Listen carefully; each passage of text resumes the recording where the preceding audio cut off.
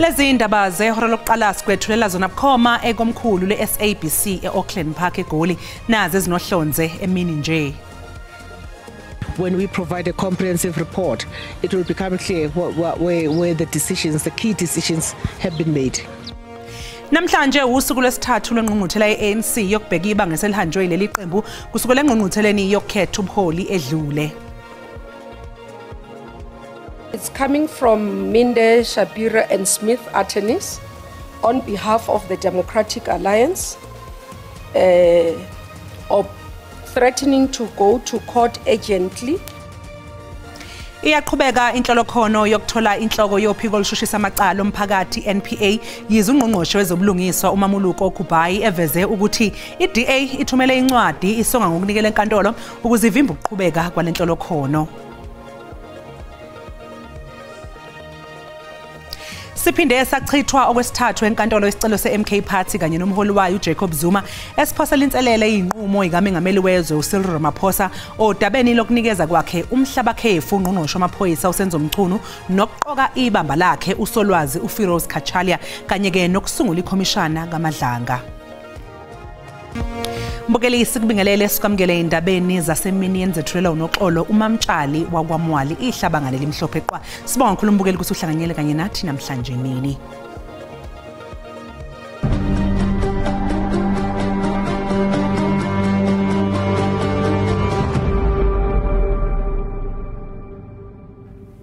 Ingenele osukwini lwesithathu namhlanje ingqungquthela ye-ANC ebukeza ngebanga eselihanjwe kuleminyaka emva kwengqungquthela eyedlule yokukhethwa kobuholi ngo-2022. Le ngqungquthela ehlezi ehotela iBedford eBoksburg yethanyelwe zithunywa zamalungu e-ANC angaphezulu kwe1,600. Isithunywa zamalungu engqungquthela namhlanje zehlukaniswe ngokwesigaba zamakomiti ayishumi abhunga ngezihloko ezahlukene okuzofanele i-ANC iphume nazo uma kuphothulwa lesi ithangami se-NGC. Phakathi kokunye okusezithebeni zamakomiti udaba lokumeleleka ngokulingana kwabesifazane ezikhundleni eziphezulu. If you can look at some of the subcommittees that the commissions that we'll be having, we do have the one on gender. But in terms of all the others that we are having, we have been very clear as we're briefing our scribers. We had meetings for even last night, to say that the issues of gender must actually be uplifted so that we can then now be able to deal with women emancipation, but youth as well. Udaba lobulungu ombaqambili be-ANC ne-SACP ngokunye kokuzoxoxwa ngakho kakhulu esithangamini zamakomiti aqhubekayo kule ngqungquthela.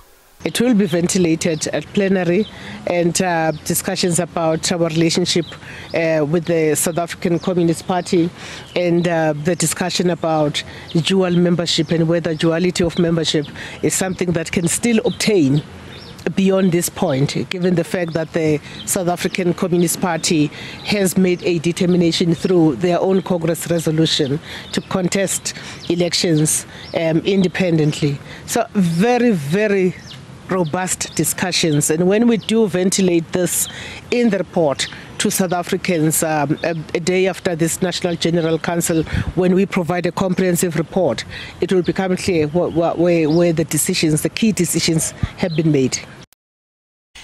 Njengamanje ke mbukeli isixhumana nomhleli weindaba zombusazwe SABC uMzwandile Mbeje ukuzwa ngokuqhubekayo kule ngqungquthela ye-ANC eBoksburg. Shandu asikubingelele sikamukele indabeni zasemini sicela nje ukuthi usichazele ngokuzophuma kuyo yonke lemhlangano yamakomiti ahlukene eyenzekayo namhlanje.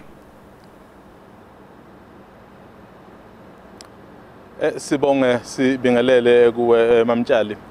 Njoba usushilo ke silindele ukuthi ngehora lesibili unobhala jikelele waleli qembu ufikile Mbalula ezokhuluma nabezindaba ke kuzositshela ukuthi sebehambe kanjani kangakanane njoba amakomiti ahlukahlukene ehlangene nje.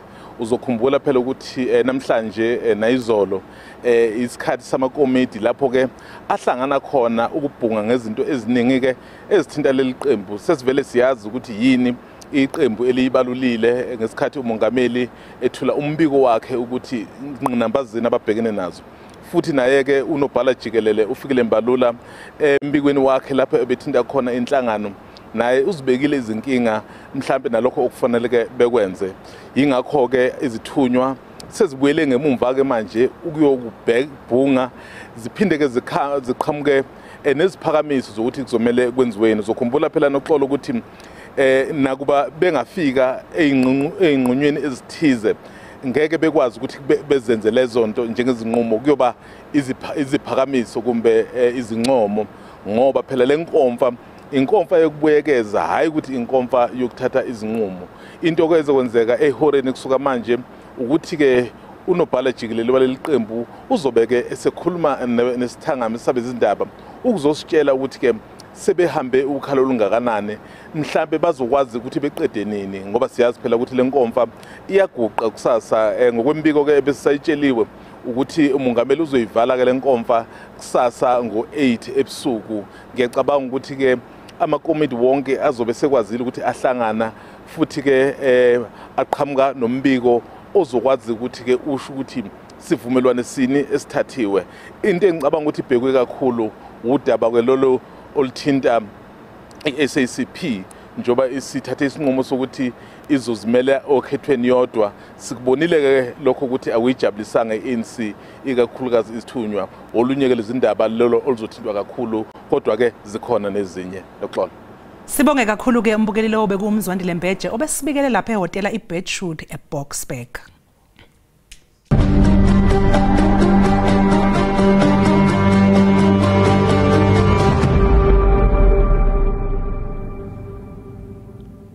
Ungqongqoshe wezobulungiswa uMamuluko Gubhayi usedalule iqembu iDemocratic Alliance ukuthi selisonge ngokunikela enkantolo ngenjongo yokuvimba ukuqhubeka kwenhlolokhono yabanentshisekelo yokuba inhloko ye-NPA entsha, njengoba kulindeleke ukuthi inhloko ye-NPA uAdvocate Shamila Batohi athathe umhlalaphansi ngasekupheleni kaMasingana. This is today the process of shortlisting. We have not shortlisted. What we did as a panel was to check suitability of the candidates meeting the minimum requirements.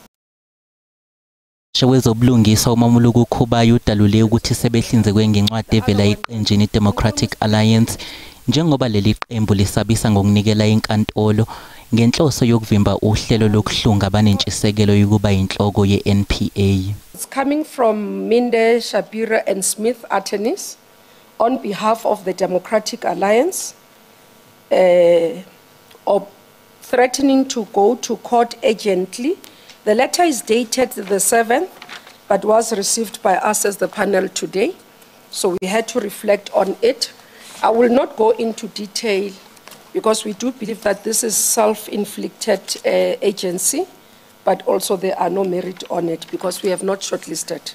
Nokho ke uGubhayi unqome ukuthi lolu hlelo luqhubeke njengoba namhlanje kuphewa ngemibuzo abameli abathathu. I have seen and served through the NPA through all its many seasons of transition. When I joined the NPA, it was still the Attorney General's office. Soon thereafter, in 1998, the National Prosecuting Authority was established. Transition, great excitement. We were placed in positions as a female of color.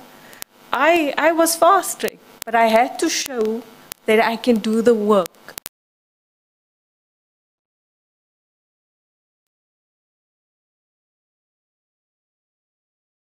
Kufungiswe amalungu amane eqembu umkhonto wesizwe esishamthetho sikazwelonke. Kulamalungu amane kubalwa kuwo indodakazi kalowo owayengumengameli wezwe uJacob Zuma, uBrumelda Zuma, uBongani Mkhongi, uPhumlani Kubekeli kanye noMakhosazana Radebe. I, Brumelda Isirina Sherlile Zuma, swear that I will be faithful to the Republic of South Africa. Indodakazi kalowo wayengumengameli wezwe uJacob Zuma, Brumelda Zuma, ubalwa kanye nabane abafungiswe njengamalungu eqembu umkhonto wesizwe eParliamente. Bongani Mkhongi, uPhumlani Kubekeli kanye noMakhosazana Radebe nabo bafunge bagomela ekutheni bazowenza ngendlela umsebenzi wesishamthetho. I, Bongani Michael Mkhongi, solemnly affirm that I will be faithful to the Republic of South Africa. I, Phumlani Kubekeli, swear that I will be faithful to the Republic of South Africa and will obey, respect and uphold the Constitution I, Harriet Makosazane Ratebe, swear that I will be faithful to the Republic of South Africa and will obey. Usotswebho omkhulu walo leli qembu lenganyelwe nguJacob Zuma ubese ecacisa ukuthi ivele kanjani ikhundla zabo lababane eParliament. We had a vacancy first actually around July, August, when one of our members from the National Assembly, Honorable Gasa, was redeployed to go and strengthen the team in the legislation KZN. So that was actually the first vacancy that we had. And of course the Dudu Zuma vacancy occurred and the Lucky Montana, and we also had our President of the Women's League, Honorable Shirley Brown. Iqembu umkhonto wesizwe lisendaweni yesithathu ngobukhulu kwezombusazwe. Siphinde sachithwa okwesithathu enkantolo isicelo seMK Party kanye nomholi wayo uJacob Zuma esiphosela inselele inqumo ikamengameli wezwe uCyril Ramaphosa odabeni lokunikeza kwakhe umhlabakhefu ungqongqoshe amaphoyisa uSenzo Mchunu nokuqoka ibamba lakhe uSolwazi uFiroz Khachalia kanye nokusungula ikhomishana kaMadlanga. Inkantolo ephakeme ePitoli inqumo ukuthi isinyathelo sangoNtulikazi sikamengameli wezwe asinagcobho ngenxa yokuthi akukabi bikho ubufakazi obuphathekayo obugunyaza ukuthi ungqongqoshe uSenzo Mchunu achithwe esikhundleni. Itholeke nokuthi akukho kuphambene nokusungulwa kwekhomishana okufanele iphenye ngeinsolo ezibucayi zokuxambukela kwegilamkhuba ekusebenzeni kwamaphoyisa nezinhlaka zezobulungiswa. uZuma kanye neMK Party bayaleleke ngokuthi bakhokhe indleko zenkantolo emva kokuchithwa kwesicelo sabo. Mbukelisi sathi qhu eyitolo kanti uma ngabe sibuya sokuphathela uWT. You intentionally misled the court by saying that the complainant knew nothing about the withdrawal with regards to this matter. Inkantolo yemantshi yasePulukwane Limpopo iyaqhubeka nokulalela isicelo sebhayili somculo isihlabani somculo weLikompo uLihlohonolo Chauke nodumenge likaShebe Mabhena.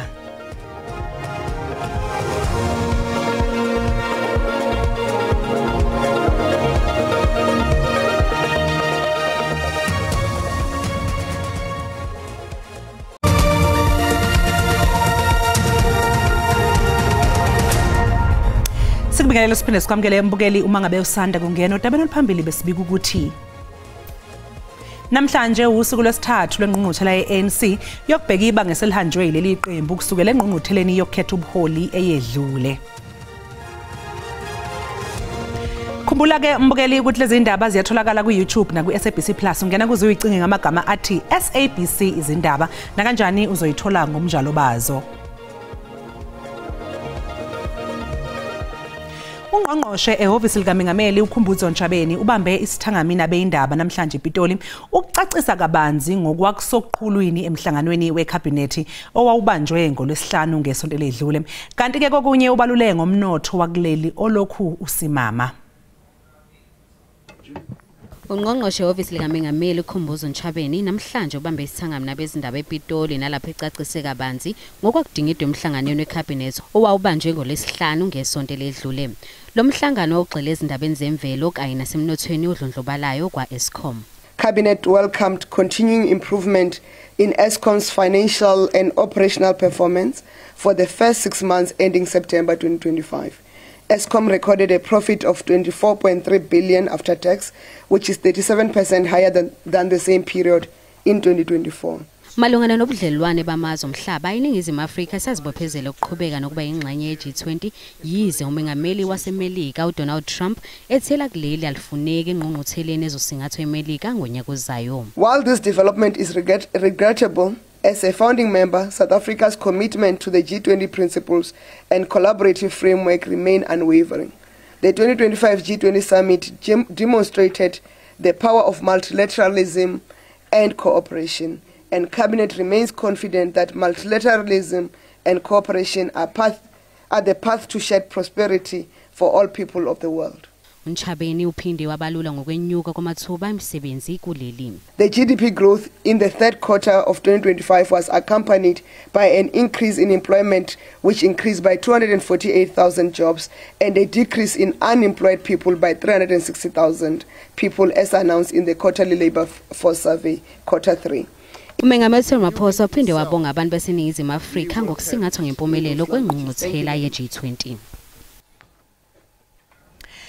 Lubuyele eithebeni zenkantolo yemantshi yasePulukwane udaba lwesicelo sebheyili somculi welekompo uLihlohonolo Chauke nodumenge likaShebe Mabhena obhekene noxhaxha lwamacala okubalwa elokuzama ukubulala. Namuhla ummeli kaChauke upheka ngembuzo umphenyi kuleli cala mayelana nobufakazi abethule ngomsombuluko. Ummeli kaChauke uAdvocate Lot Ramuse usesole ufakazi wombuso nomphenyi kuleli cala ngokwethula ubufakazi obungelona iqiniso ngenhloso yokucindezela umsolwa. You intentionally misled the court by saying that the complainant knew nothing about the withdrawal with regards to this matter, when indeed he knew, he was in court that day. There is no way a magistrate can lie. I'm the officer of the court. I will not come to court and mislead this honorable court. I told this court what transpired on this matter, and I'm still standing by what I've said. Komsomluko umphenyi udalule ukuthi kunezimo ezisolisayo mayelana nokhoxiswa kwamanye amacala uChauke ake abhekana nawo nokugqamisa ukusatshiswa kofakazi.